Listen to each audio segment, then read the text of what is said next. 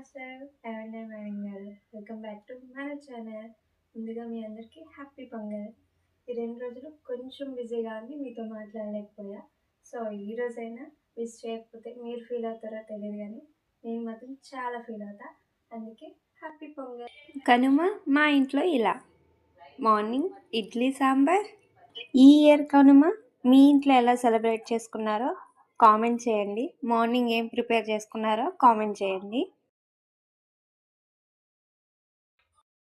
చిన్ను, ఇవాళ కనుమ కదా, ఏంటి స్పెషల్? కనుమ కదా, ఇవే special. Biryani, mutton curry, chicken curry.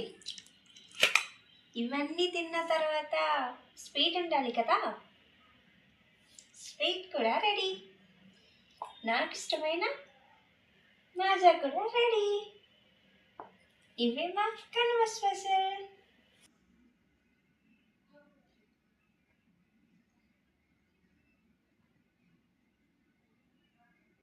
మరి మీ ఇంట్లో కనుమ స్పెషల్ ఏంటో కామెంట్ చేయండి.